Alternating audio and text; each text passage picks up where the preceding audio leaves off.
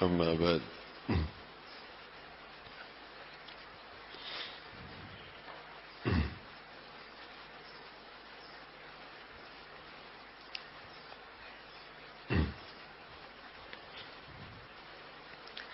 عن فاطمة بن قيس قالت قال رسول الله صلى الله عليه وسلم إن في المال لا حقا سوى الزكاة ثم تلا ليس البر أن تولوا وجوهكم قبل المشرق والمغرب. فاطمہ بنت قیس فرماتی ہیں رضی اللہ تعالی عنہ کہ پیارے رسول صلی اللہ علیہ وسلم نے فرمایا مال میں زکوٰۃ کے علاوہ بھی اللہ کا حق ہے. مال میں زکوٰۃ کے علاوہ بھی اللہ کا حق ہے. اور پھر یہ آیت پیارے رسول صلی اللہ علیہ وسلم نے تلاوت فرمائی لیس البر ان تولوا، جہاں اس بات کا تذکرہ ہے کہ وآت المال علی حبی، کہ یہ اللہ کے مقبول بندے ہیں جو اللہ کی محبت میں اللہ کا مال خرچ کرتے ہیں.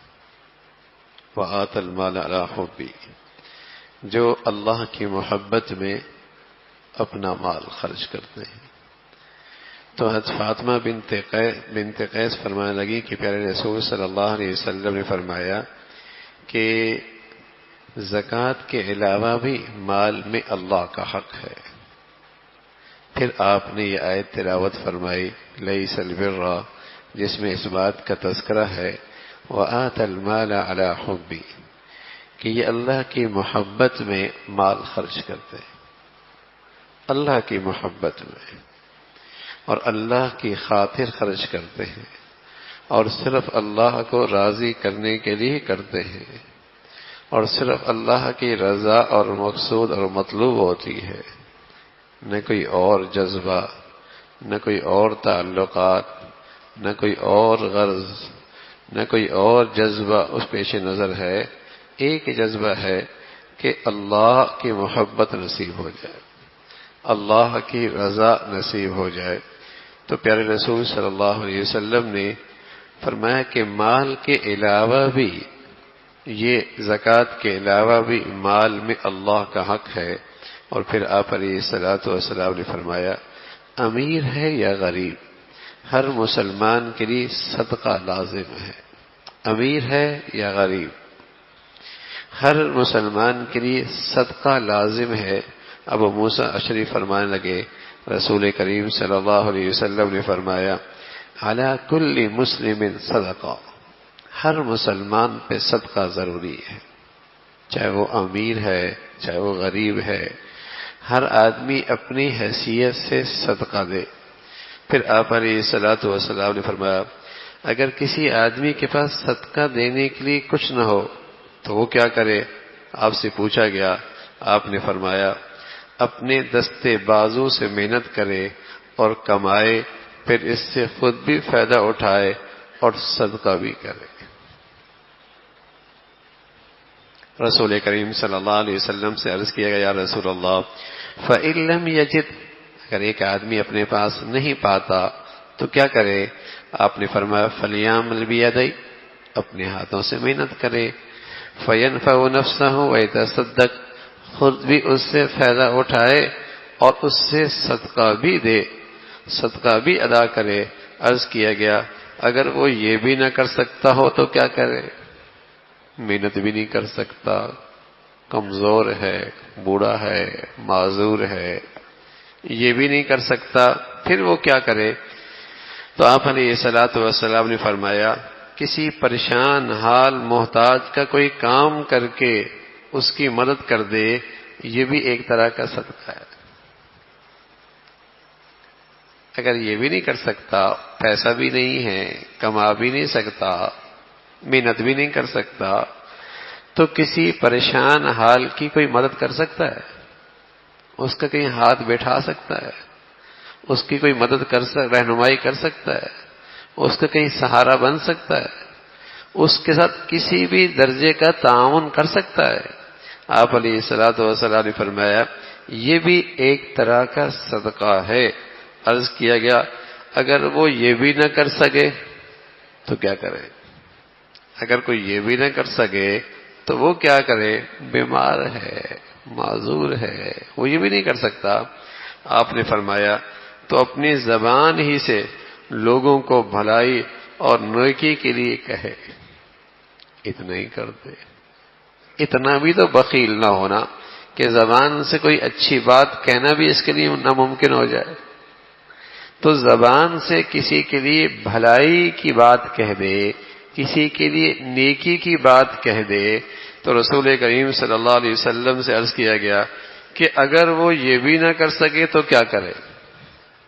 آپ علیہ الصلوۃ والسلام نے فرمایا کم از کم شر سے اپنے کو اور روکے، یعنی اس کا اہتمام کرے۔ آخری درجہ یہ ہے کہ اپنی شر سے لوگوں کو محفوظ رکھے کہ کسی کو اس کی ذات سے تکلیف نہ پہنچے۔ آخری درجہ یہ ہے پیسہ بھی نہیں ہے، محنت بھی نہیں کر سکتا، کوئی اور مدد بھی نہیں کر سکتا، نیکی کی بات اور بھلائی کی بات زبان سے بھی نہیں کہہ سکتا، تو رسول کریم صلی اللہ علیہ وسلم نے فرمایا کم از کم شر سے اپنے کو روکے، یعنی لوگوں کو تکلیف دینے سے، ایذا دینے سے، اس سے تو اپنے آپ کو بچا لے۔ یہ بھی اس کے لیے ایک طرح کا صدقہ ہے۔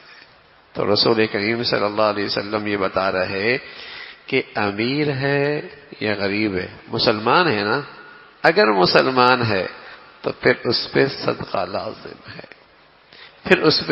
لازم ہے، اور اس میں سے کوئی بھی شکل اختیار کیا کرے اپنی زندگی میں، کوئی بھی شکل اختیار کیا کرے اپنی زندگی میں، اور اس کا مزاج دینے کا ہو نہ کہ لینے کا، اس کا مزاج نفع پہنچانے کا ہو، خیر پہنچانے کا ہو، بھلائی کرنے کا ہو، خیر خواہی کرنے کا ہو۔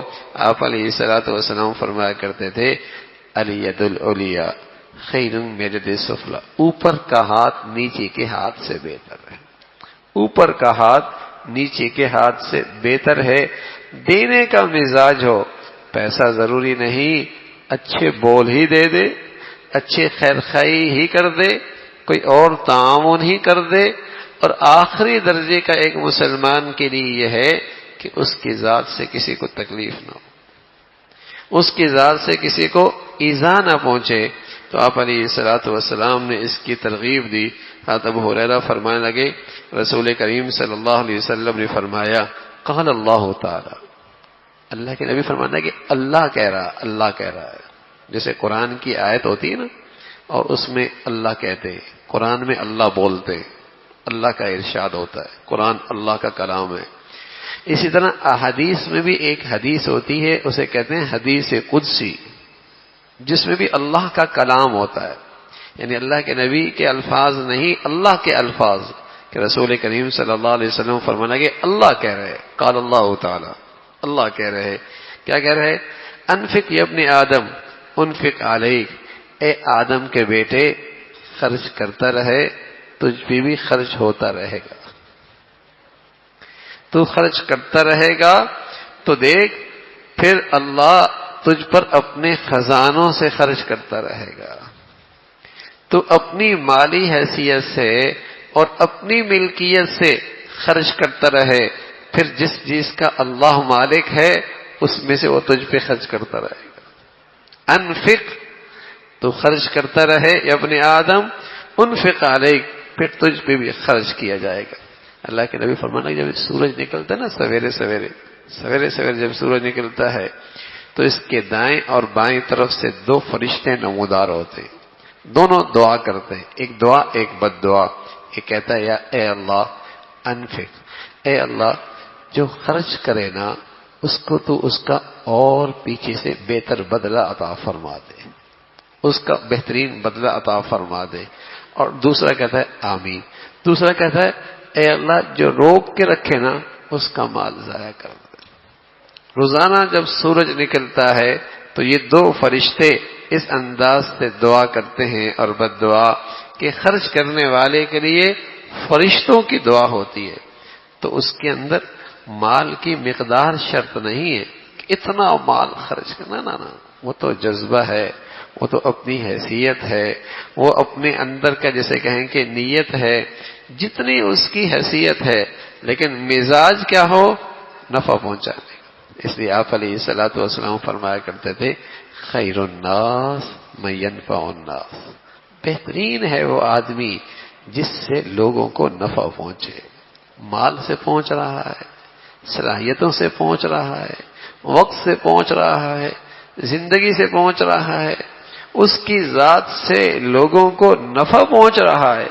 بعض لوگ اتنے خوش نصیب ہوتے ہیں، دنیا سے چلے جاتے ہیں، لیکن ایسا نفع چھوڑ کے چلے جاتے ہیں کہ لوگوں کو اس کے مرنے کے بعد بھی اس کے اس عمل سے نفع ملتا رہتا ہے، اور ایک نہیں لاکھوں کو ملتا رہتا ہے۔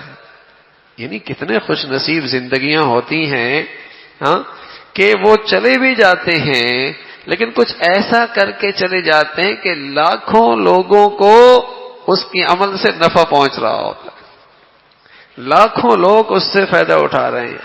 اگلے دن ہمارے ہاں امام بخاری رحمۃ اللہ علیہ کی کتاب کا ختم تھا، بخاری شریف کی آخری حدیث تھی، تو ہم نے عرض کیا کہ کیسے اللہ کی یہ بزرگ ہستی ہیں، کیسی بزرگ ہستی ہیں، صدیاں ہو گئی دنیا سے چلے گئے، لیکن ان کا علم اللہ کو اتنا پسند آ گیا کہ آج لاکھوں لوگ ان کے علم سے آج بھی فائدہ اٹھا رہے ہیں۔ لاکھوں کروڑ، صدیاں ہو گئی ہیں نا، صدیاں، اور لاکھوں کروڑوں لوگ آج بھی ان کے علم سے فائدہ اٹھا رہے ہیں۔ تو جینے کا مزہ ہے، مرنے کا بھی مزہ ہے، جینے کا بھی پھر مزہ ہے نا کہ کچھ ایسی نیکی کر جائے، کچھ ایسا خیر کا کام کر جائے، چلا گیا، قبر میں چلا گیا، نظروں سے اوجھل ہو گیا، دنیا کا مسافر، دنیا کو خیر بات کہہ گیا، لیکن سبحان اللہ عمل ایسا کر گیا کہ لاکھوں لوگ اس سے فائدہ اٹھا رہے ہیں۔ اللہ حفاظت فرمائے، اللہ حفاظت فرمائے۔ ان لوگوں میں سے ہمیں نہ کرے کہ جو مر تو جاتے ہیں لیکن ان کا گناہ نہیں مرتا۔ اللہ نہ کرے ان لوگوں میں ہمارا عشر ہو کہ مر تو جاتے ہیں لیکن ان کا گناہ نہیں مرتا، وہ گناہ ایسا چھوڑ جاتے ہیں کہ ان کی اولادیں اور ان کے پیروکار اور ان کے پیچھے چلنے والے اس گناہ کو اپنا لیتے۔ خود مر گیا لیکن گناہ چھوڑ گیا، گناہ نہیں مرا، اور جب تک وہ گناہ ہو رہا ہے اور اس کا وبال اس مرنے والے کو مل رہا ہے۔ تو نیکی بہترین چیز ہے۔ اللہ رب العزت ایسی مبارک زندگی نصیب فرمائے۔ اللهم لك الحمد كله ولك الشكر كله، اللهم لك الحمد كله ولك الشكر كله۔